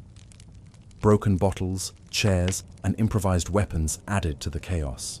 The architecture of saloons wasn't designed for violence, but it accommodated it nonetheless. Most establishments had multiple exits to allow for quick escapes. Windows were often large enough for people to dive through in emergencies. Furniture was heavy enough to provide cover, but light enough to throw. The sawdust on the floors wasn't just for atmosphere. It absorbed blood and made cleanup easier. Saloon keepers developed strategies for managing violence when it erupted. Some kept shotguns behind the bar and weren't afraid to use them. Others relied on bouncers or local tough guys to maintain order. The smartest saloon owners learned to recognize the warning signs of trouble and could often diffuse situations before they exploded into violence. But sometimes prevention wasn't possible, and the results could be catastrophic. Dodge City's Long Branch Saloon saw dozens of shootings during its heyday. Tombstone's Oriental Saloon was the site of multiple fatal gunfights. The Birdcage Theatre in the same town endured 140 bullet holes in its walls and ceiling, testament to the frequency of armed conflicts. The aftermath of saloon violence was complicated by the limited law enforcement available in most frontier towns. Sheriffs and marshals were often outnumbered, outgunned, or simply absent when trouble started. Many communities relied on unofficial justice systems that ranged from vigilante committees to simple exile for troublemakers. Medical care for the victims of saloon violence was primitive at best. Bullet wounds were treated with whiskey and hope. Knife cuts were sewn up by whoever happened to be sober enough to hold a needle steady. Many men died from infections caused by dirty weapons and unsanitary treatment rather than from their original injuries. The economic impact of saloon violence was significant.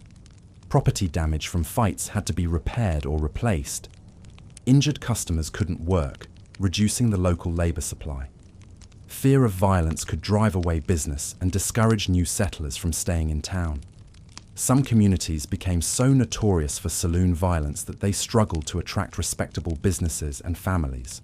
Women were often the indirect victims of saloon violence. When men were injured or killed in fights, their families lost income and support. Widows and orphans faced difficult choices about whether to stay in dangerous communities or move on to uncertain futures elsewhere. The social costs of frontier drinking culture extended far beyond the saloon doors. Alcohol poisoning was another serious consequence of frontier drinking culture. The toxic ingredients in some whiskey formulations could cause blindness, paralysis, or death even without violence. Men who survived gunfights sometimes died from the alcohol they'd been drinking when the shooting started. The psychological effects of constant exposure to violence were also significant. Men who witnessed repeated shootings and stabbings often developed what we'd now recognize as trauma responses. Some turned to heavier drinking to cope with these experiences, creating cycles of alcohol abuse and violence that were difficult to break. Some communities tried to address saloon violence through regulation and reform. Towns like Abilene and Dodge City eventually banned firearms within city limits, though enforcement was inconsistent. Others imposed taxes on alcohol or limited operating hours for saloons. A few communities tried prohibition entirely, though these efforts were usually unsuccessful. The legendary nature of frontier saloon violence has been both exaggerated and minimized by popular culture. While gunfights weren't as common as Hollywood westerns suggest, they were far more frequent than in modern bars. The combination of factors that made saloon violence so dangerous — alcohol, weapons, limited law enforcement, and social tensions — created a uniquely hazardous environment. Understanding the consequences of frontier drinking culture helps explain why many communities eventually moved to regulate or eliminate saloons. The costs in terms of lives lost, families destroyed, and communities damaged eventually outweighed the social and economic benefits that saloons provided. But during the height of the frontier era, saloons remained central to social life despite their dangers. Speaking of frontier drinking culture, no discussion would be complete without talking about one of its most colorful and controversial figures, Martha Jane Canary, better known as Calamity Jane. She embodied both the freedom and the tragedy of frontier life, becoming famous for her drinking, her storytelling, and her complete disregard for conventional social expectations. Jane represents the extreme end of frontier alcohol culture, someone for whom drinking wasn't just social lubrication or medical necessity, but a way of life that both defined her legend and ultimately destroyed her. Her story shows us how alcohol could simultaneously liberate and imprison people on the frontier, offering escape from social constraints while creating new forms of bondage. Martha Jane Canary was born around 1852 in Princeton, Missouri, though like everything else about her life, the exact details are disputed. Birth records were spotty in frontier communities, family stories contradicted each other, and Jane herself would later give different versions of her early life, depending on her audience and her level of intoxication. What we know for certain is that she came from a poor farming family that was looking for better opportunities in the West. What we also know is that by the time she died in 1903, she had become one of the most famous women in America, though perhaps not for reasons her parents would have approved of.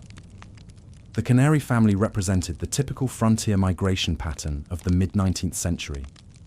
They were economic refugees fleeing failed farms, limited opportunities, and the social constraints of more established communities. Missouri in the 1850s was experiencing the tensions that would eventually lead to civil war, making it an unstable place for families trying to build stable lives.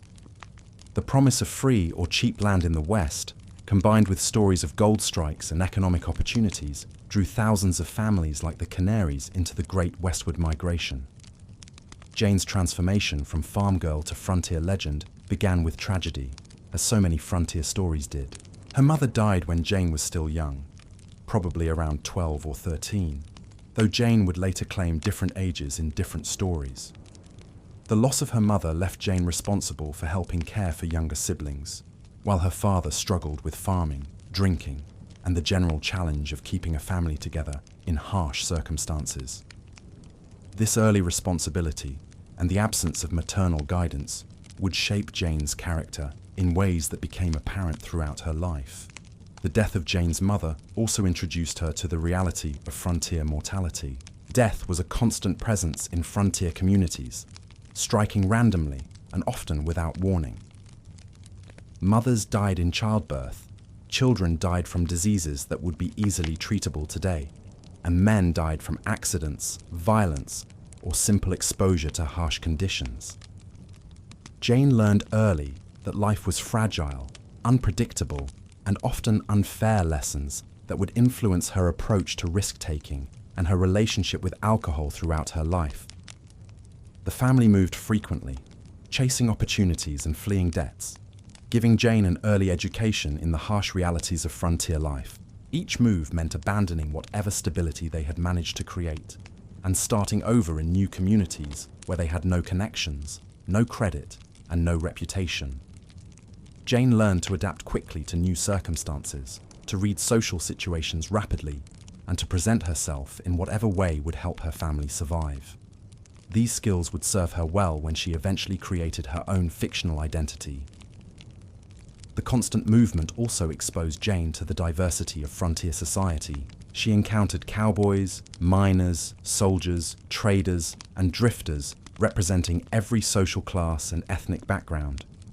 She learned to communicate with people from different cultures, to navigate the complex social hierarchies of frontier communities, and to recognize both opportunities and dangers in unfamiliar situations. This cosmopolitan education was unusual for women of her era and would later help her function successfully in predominantly male environments. When her father died, Jane was left largely on her own at an age when most young women were thinking about marriage and starting families. Her father's death removed the last vestige of traditional family structure and conventional social protection. Jane faced a choice that few women of her era had to make. She could try to find a husband quickly for protection and support. She could attempt to join relatives who might or might not welcome her. Or she could strike out on her own in a world that offered women very limited options for independent survival. Instead of accepting the conventional paths available to her, she chose a route that was almost unthinkable for women of her era. She decided to live like a man. This wasn't just a matter of convenience or temporary necessity. It was a fundamental rejection of the gender roles that frontier society tried to impose on women. Jane cut her hair short, adopted men's clothing permanently, and began supporting herself through traditionally male occupations. She was essentially inventing a new identity and a new way of being a woman in frontier society. This transformation required more than just changing clothes and cutting hair. Jane had to learn to walk, talk, and carry herself like a man. She had to develop skills that were normally taught only to boys: how to ride horses, handle firearms, perform heavy labor, and defend herself physically. She had to learn the social codes of male friendship, the etiquette of saloon culture, and the complex rules that governed masculine honor and reputation in frontier communities. The physical demands of living as a man were considerable. Jane had to develop the strength and endurance required for jobs like teamster, scout, and camp follower.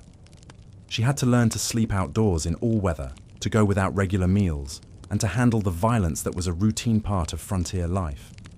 The transformation from protected daughter to independent frontier character required not just courage, but also a level of physical and psychological toughness that few people of either gender possessed. This wasn't just a matter of practical necessity, though survival certainly played a role. Jane seemed genuinely drawn to the freedom and adventure that frontier life offered to men but denied to women. She worked as a scout, a teamster, and a camp follower for various military and civilian expeditions, learning skills and gaining experiences that would have been impossible for her if she had remained in traditional female roles. She was essentially living the life that boys of her generation dreamed about, but that girls were never supposed to imagine for themselves.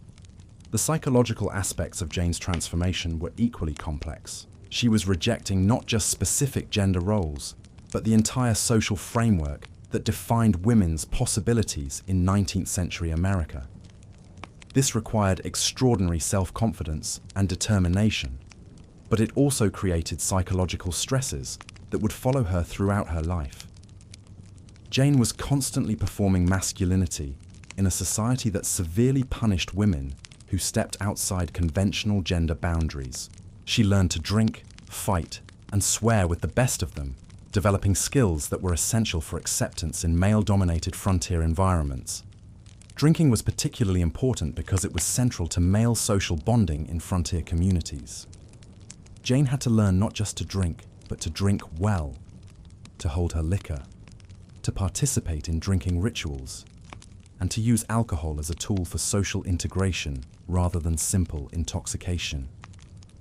Her legendary drinking capacity became both a professional asset and a personal liability. Her nickname Calamity Jane has multiple origin stories, all of them probably fictional, and most of them involving alcohol in some way. Some claimed she got the name because calamity seemed to follow her wherever she went. Towns burned down, Fights broke out, and generally peaceful situations turned chaotic when Jane appeared. Others said it was because she threatened any man who offended her with calamity, using her reputation for violence to maintain respect in communities where physical toughness was the primary form of social currency. The most likely explanation is that Jane invented the nickname herself as part of her ongoing project of self-mythologization. The name Calamity Jane suggested danger, excitement, and unpredictability, exactly the qualities that would make her valuable as entertainment in saloons and later as a performer in Wild West shows. It was a brand name that captured the essence of frontier adventure while distinguishing her from other women who might be competing for the same social and economic opportunities. The frontier environment that shaped Jane was uniquely suited to creating such an unconventional character.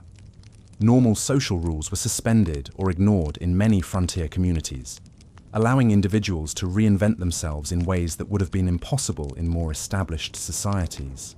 The constant movement of population, the absence of traditional institutions, and the premium placed on practical skills over social conformity created space for people like Jane to exist and even thrive. Jane took advantage of this flexibility to create an identity that suited her personality and circumstances, but she also paid a price for her choices. The freedom to live unconventionally came with the cost of social isolation, economic uncertainty, and the constant need to prove herself in environments that were hostile to women. Her drinking, which began as a social necessity and professional tool, eventually became a dependency that undermined the very independence she had worked so hard to achieve. Her early experiences with frontier military campaigns exposed her to violence, hardship, and the casual brutality of frontier life. She saw men die from disease, accidents, and violence, often while drunk or trying to get drunk. She witnessed the arbitrary nature of frontier justice, the vulnerability of individuals in lawless environments, and the way that alcohol could both save and destroy lives. These experiences taught her that life on the frontier was short and uncertain, and that conventional morality was a luxury few could afford. Understanding Jane's early transformation helps explain how frontier conditions could create such extraordinary characters, while also revealing the costs of such radical self-invention.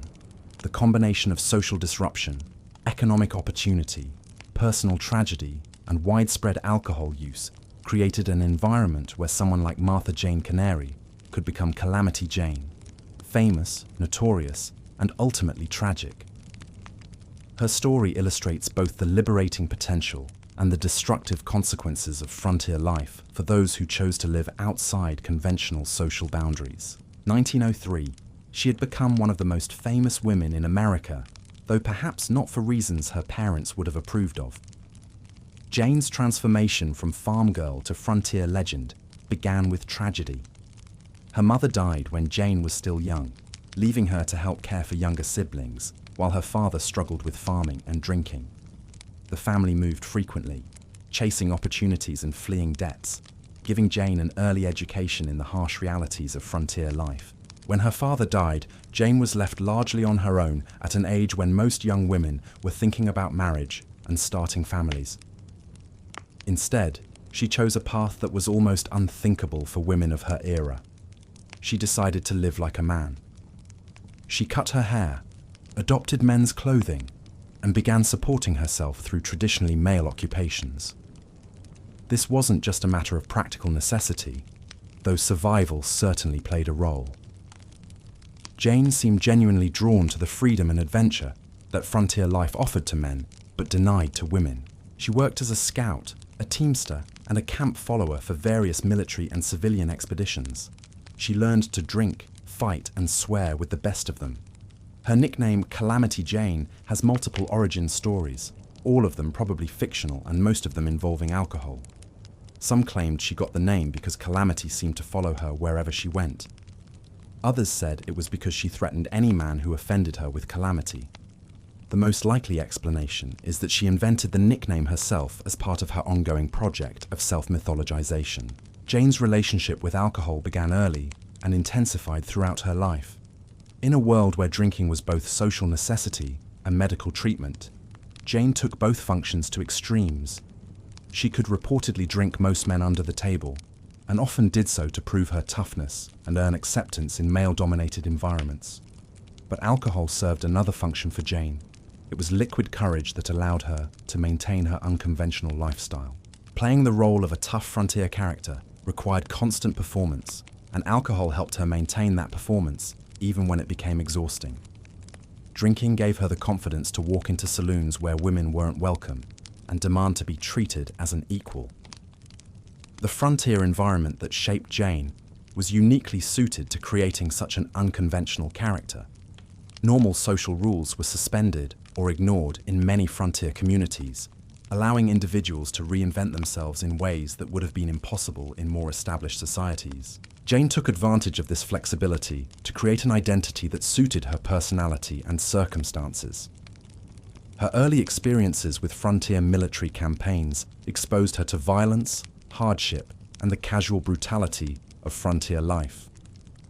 She saw men die from disease, accidents, and violence, often while drunk or trying to get drunk. These experiences taught her that life on the frontier was short and uncertain, and that conventional morality was a luxury few could afford. Jane's adoption of male dress and behavior wasn't just practical, it was also a form of rebellion against the limited roles available to women on the frontier. Rather than accepting positions as wives, prostitutes, or domestic servants, she chose to compete directly with men in their own domains. This required not just physical courage, but psychological resilience that few people of either gender possessed. The alcohol culture of the frontier provided Jane with both opportunity and destruction. Saloons were places where her storytelling abilities and colourful personality could flourish, but they were also environments that encouraged the heavy drinking that would eventually destroy her health and reputation. Her legend was born in saloons, but it was also where it would ultimately die. Understanding Jane's early transformation helps explain how frontier conditions could create such extraordinary characters. The combination of social disruption, economic opportunity, personal tragedy, and widespread alcohol use created an environment where someone like Martha Jane Canary could become Calamity Jane, famous, notorious, and ultimately tragic.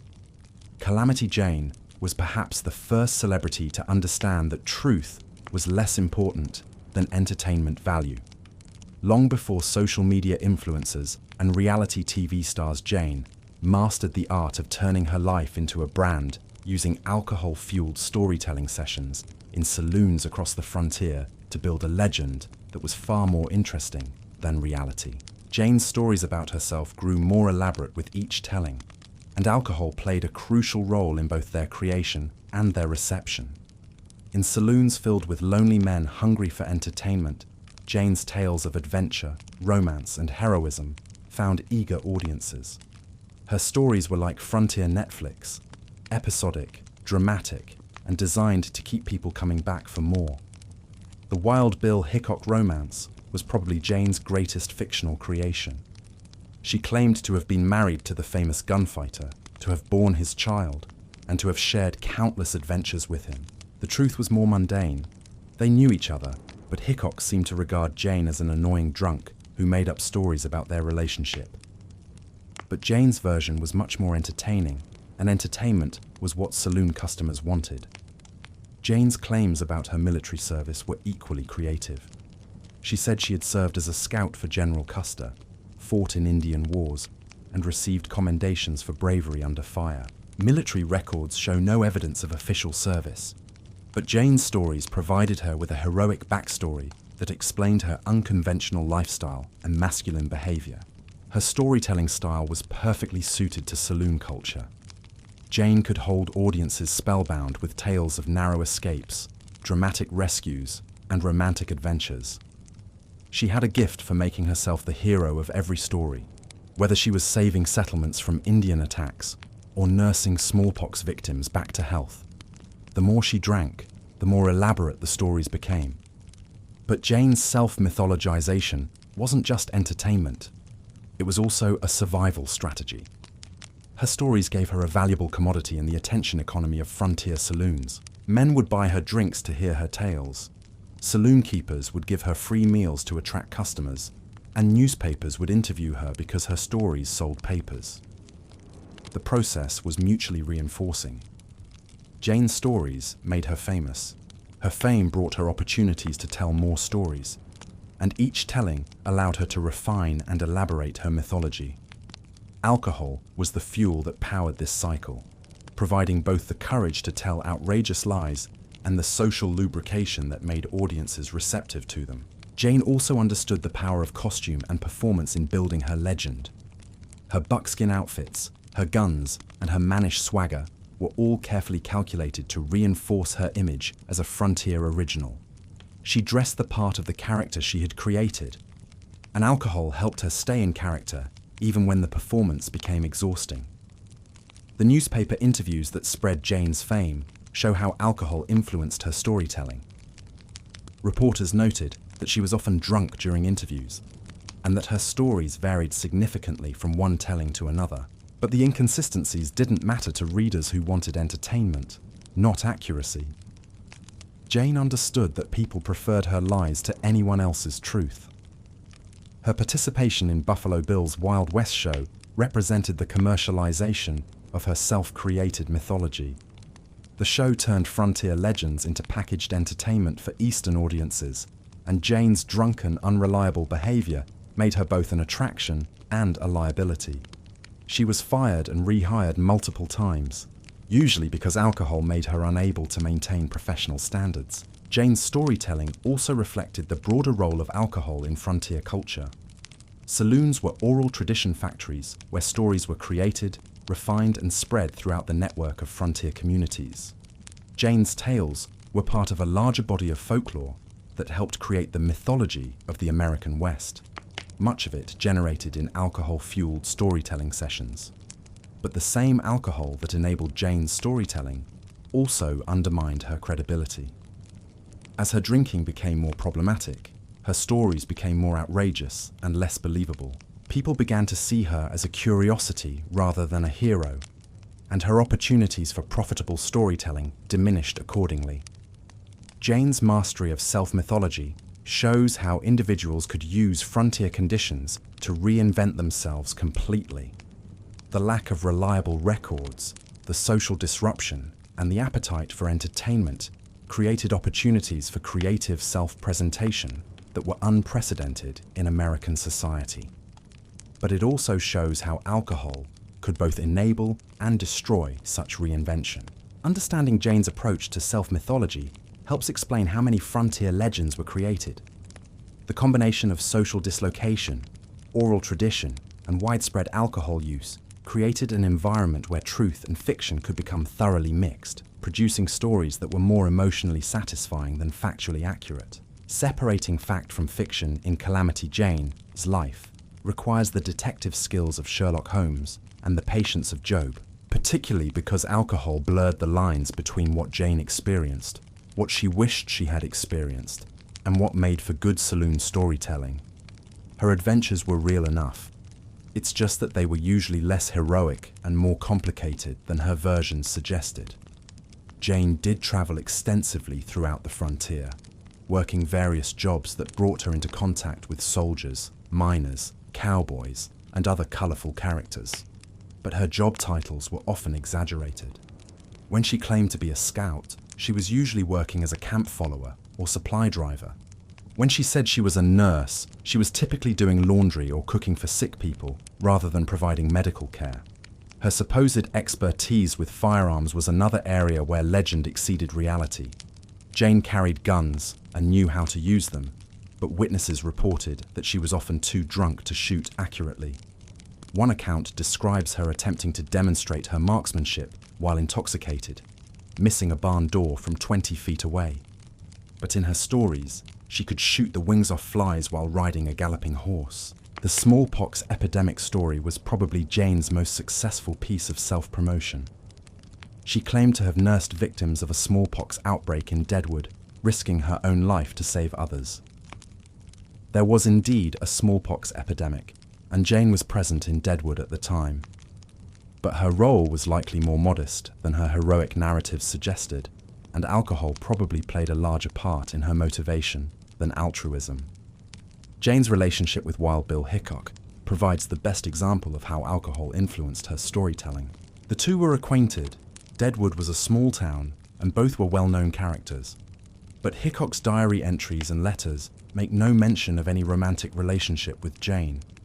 In fact, he seemed to find her an embarrassing drunk who told lies about their supposed intimacy. But Jane's stories about Hickok grew more elaborate over time, especially after his death made contradiction impossible. She claimed they had been secretly married, that she had borne his daughter, and that they had shared romantic adventures across the frontier. These stories were pure fiction, but they were exactly what saloon audiences wanted to hear. Tales of love and adventure in a harsh world. Jane's supposed connection to other frontier celebrities followed similar patterns. She claimed friendships with Buffalo Bill Cody, relationships with various military officers, and adventures with famous outlaws. Most of these stories were either complete fabrications or extreme exaggerations of brief encounters. But they served to place Jane at the center of frontier history, making her more interesting to audiences and more valuable to employers. Her drinking often interfered with her ability to maintain these fictional narratives consistently. Different versions of the same stories would contradict each other, sometimes within the same conversation. Jane would forget which lies she had told to whom, leading to awkward situations when people compared notes. But her audiences were usually too drunk or too entertained to worry about consistency. The economic incentives for storytelling meant that Jane's lies became increasingly elaborate over time. Simple stories didn't earn as many free drinks as complex adventures. Modest heroism couldn't compete with death-defying rescues. The market demanded escalation, and Jane was happy to supply it, especially when alcohol lowered her inhibitions about truthfulness. Some of Jane's adventures were undoubtedly real, just not as dramatic as she portrayed them. She did travel dangerous routes through hostile territory. She did witness violence and probably participated in it. She did survive in environments that killed many other people. But alcohol-fueled storytelling transformed these ordinary acts of frontier survival into epic adventures. The tragedy is that Jane's real experiences were often interesting enough without embellishment. A woman successfully living independently on the frontier, supporting herself through her own efforts, and maintaining her freedom in a society that offered women few options, that was genuinely remarkable. But Jane seemed to believe that her real life wasn't dramatic enough to hold people's attention. Her storytelling also reflected the broader hunger for entertainment in frontier communities. People living harsh, often boring lives wanted to hear about adventure, romance, and heroism. Jane provided these stories, and alcohol helped both her and her audiences believe in them temporarily. The saloon became a theatre where Jane performed different versions of herself for audiences that changed with each town. But the line between performance and reality became increasingly blurred as Jane's drinking intensified. She began to believe her own stories, or at least to prefer them to the more mundane truth of her actual experiences. Alcohol made it easier to live in the fictional world she had created than to face the disappointments of reality. Understanding Jane's relationship with truth and fiction helps explain how frontier legends were created and maintained. The combination of social isolation, limited record-keeping, and widespread alcohol use created an environment where stories could become more important than facts, and where entertaining lies could be more valuable than boring truths. The same alcohol that helped create Calamity Jane's legend ultimately destroyed both the woman and the myth. What began as social drinking and performance enhancement gradually became a dependency that undermined her health, her relationships, and her ability to capitalize on the fame she had worked so hard to create. Jane's drinking escalated throughout the 1880s and 1890s as her opportunities for legitimate employment decreased and her reliance on storytelling for income increased. The cycle was self-reinforcing. She drank to fuel her performances, but the drinking made her less reliable and less employable, which forced her to depend more heavily on saloon storytelling, which required more drinking. Her participation in Buffalo Bill's Wild West show should have been the pinnacle of her career, a chance to turn her frontier experiences into steady income while performing for appreciative audiences. But Jane's alcoholism made her unreliable. She would show up drunk for performances, miss shows entirely, or create disturbances that embarrassed the organization.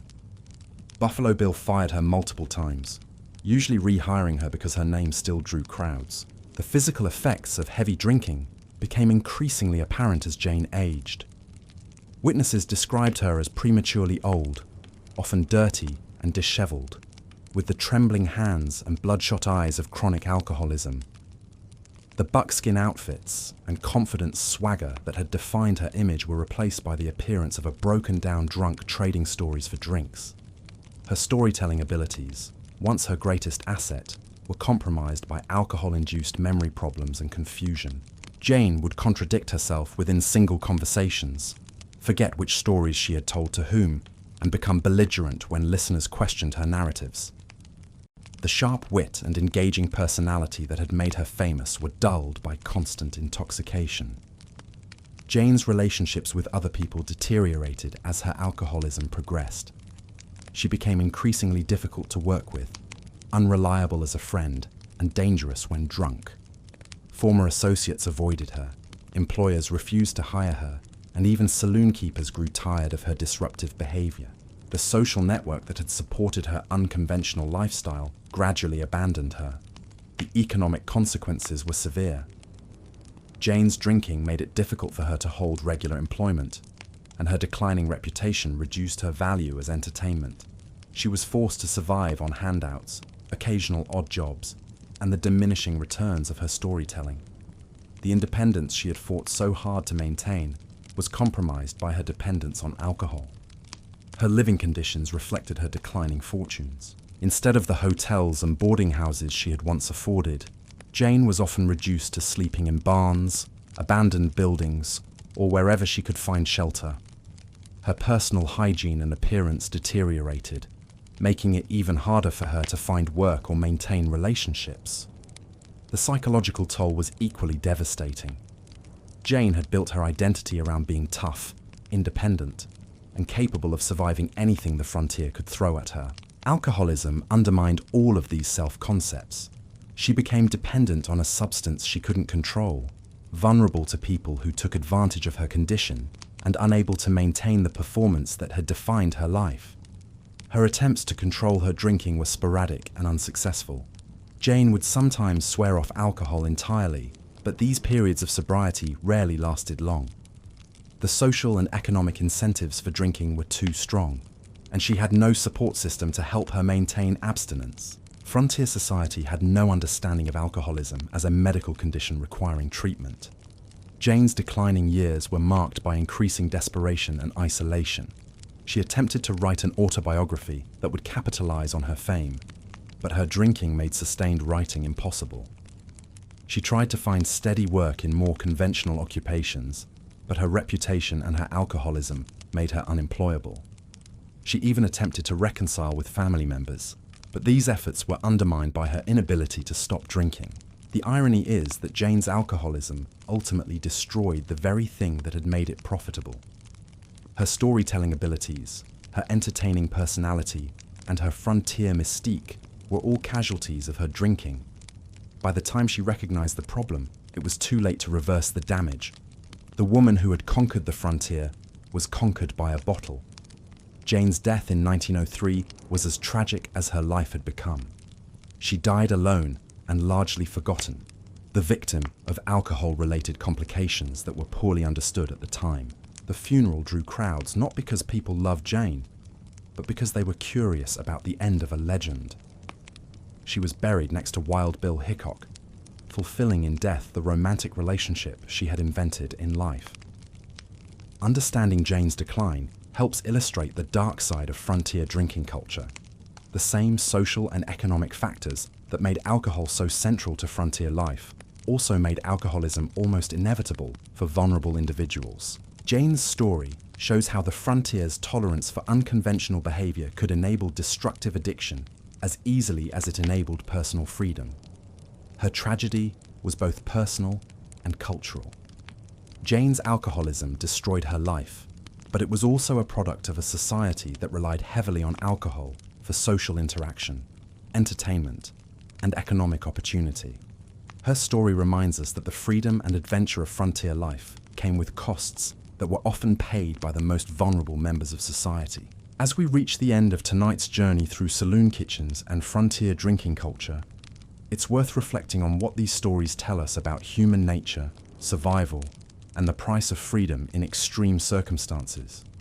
The world we've explored tonight, with its terrible food, dangerous alcohol, and tragic figures like Calamity Jane, offers profound lessons about how people adapt to impossible situations and create meaning in environments that seem designed to crush the human spirit. The food served in Wild West saloons wasn't just about nutrition, it was about community in its most basic and essential form. People gathered around terrible stew and questionable beans, not because they enjoyed the cuisine, but because they needed the human connection that came with shared meals and shared suffering. In a world where death could come from disease, violence, or simple accidents, the act of eating together created temporary bonds that made survival more bearable and life more meaningful. Think about the social dynamics we've discussed tonight. Men who might otherwise be enemies could find common ground in their mutual disgust at the evening's stew or their shared appreciation for beans that weren't completely inedible. The ritual of gathering around food, however bad that food might be, created a temporary community where information could be exchanged, business could be conducted, and friendships could be formed. The saloon meal was a daily reminder that humans are social creatures who need connection as much as they need calories. This insight has profound relevance for our modern world, where social isolation and loneliness have become epidemic problems despite our unprecedented connectivity. The frontier dwellers we've discussed tonight had terrible food and dangerous alcohol, but they had something many modern people lack: regular, face-to-face social interaction around shared experiences. They knew their neighbors, even if they didn't like them. They participated in community rituals, even if those rituals involved questionable stew and rock-gut whiskey. Calamity Jane's story reminds us that the frontier offered both unprecedented freedom and devastating consequences for those who chose unconventional paths. She lived a life that would have been impossible for women in more settled societies, experiencing adventures and independence that most men of her era could only dream about. But she paid a price for that freedom that ultimately destroyed her, illustrating how liberation and destruction can be intimately connected in ways that aren't always obvious until it's too late. Jane's tragedy speaks to contemporary discussions about individual freedom versus social support systems. She achieved remarkable independence by rejecting conventional gender roles and social expectations, but that independence came at the cost of the safety nets that more conventional lives provided. Her alcoholism was partly a response to the psychological stress of constantly performing unconventional gender identity in a hostile environment, and partly a result of living without the social support systems that helped other people manage life's challenges. Modern society offers different but equally complex choices between conformity and authenticity, between social acceptance and individual expression. Jane's story reminds us that choosing the unconventional path requires extraordinary strength and often comes with costs that aren't apparent until much later.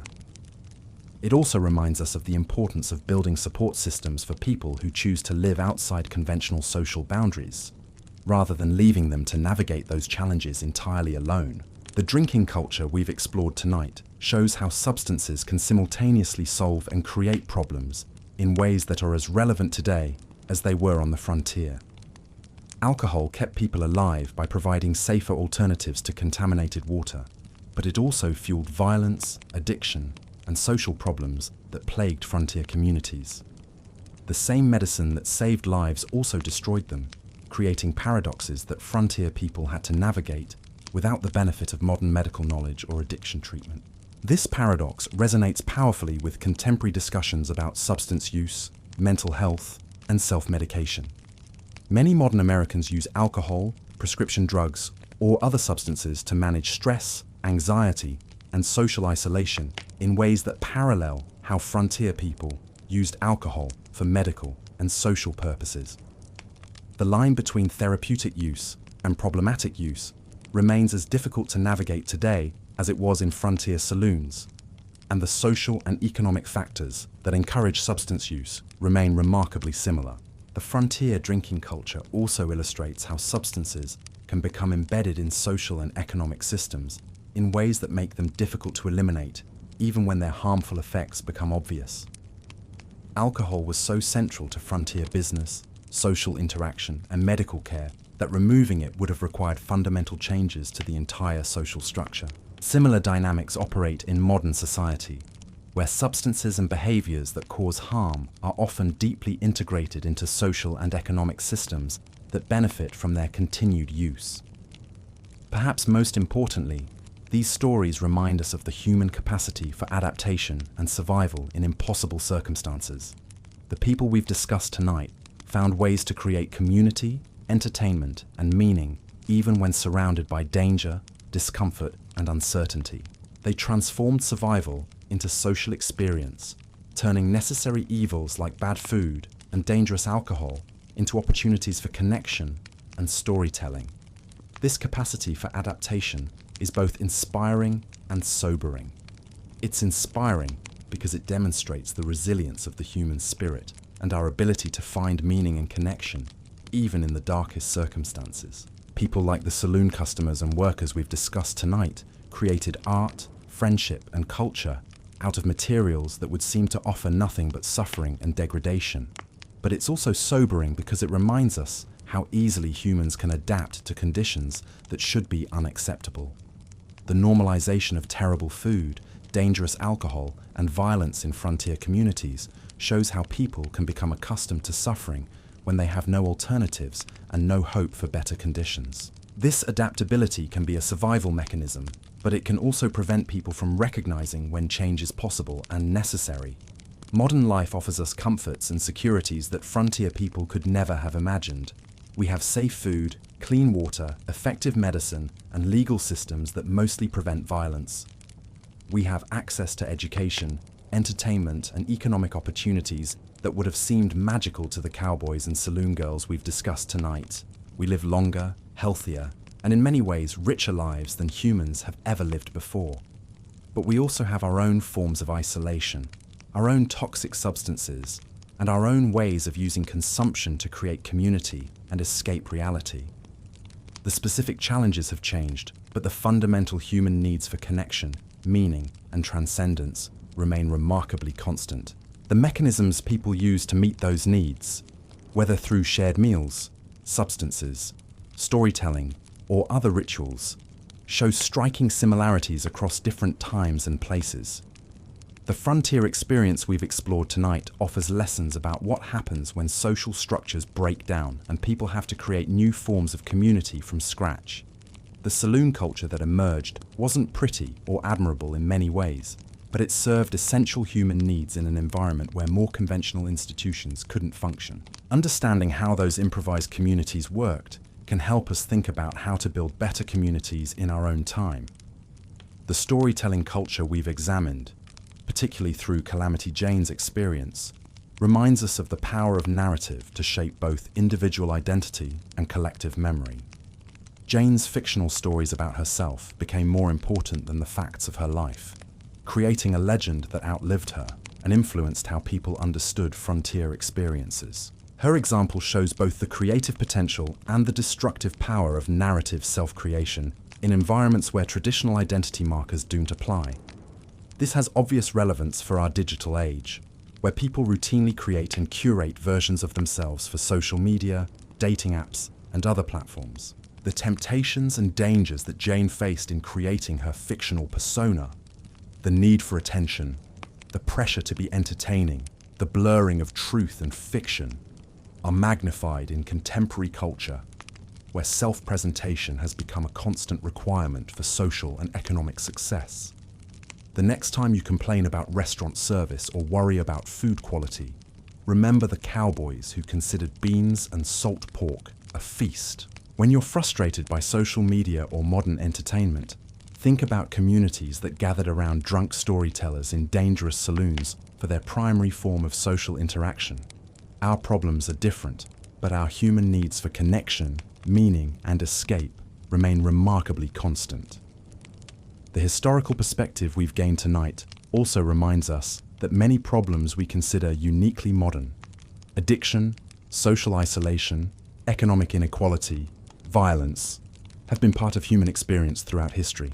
Understanding how previous generations dealt with these challenges, both successfully and unsuccessfully, can inform our approach to contemporary versions of similar problems. Finally, the frontier experience reminds us that human societies are more fragile and adaptable than we often realize. The social structures that seem permanent and natural can disappear quickly when circumstances change, and new forms of community can emerge from seemingly impossible conditions. The people who created saloon culture didn't set out to build a new form of social organization. They were just trying to survive and find some pleasure in harsh circumstances. But their improvised solutions became the foundation for communities that lasted for generations. This perspective is both humbling and empowering. It's humbling because it reminds us that our current way of life isn't guaranteed or permanent, and that we might need to adapt to circumstances we can't currently imagine. But it's also empowering because it shows that humans can create meaningful communities and cultures, even in the most challenging circumstances, and that individual choices about how to treat others and how to live our own lives can have profound effects on the communities we create together. Thank you for joining me on tonight's exploration of frontier food and drinking culture, and for thinking seriously about what these historical experiences can teach us about our own lives and communities. If you enjoyed this journey into the less appetizing corners of American history, please like and subscribe for more content that reveals the human stories behind historical myths. And let me know in the comments, what modern comfort are you most grateful for after hearing about frontier dining?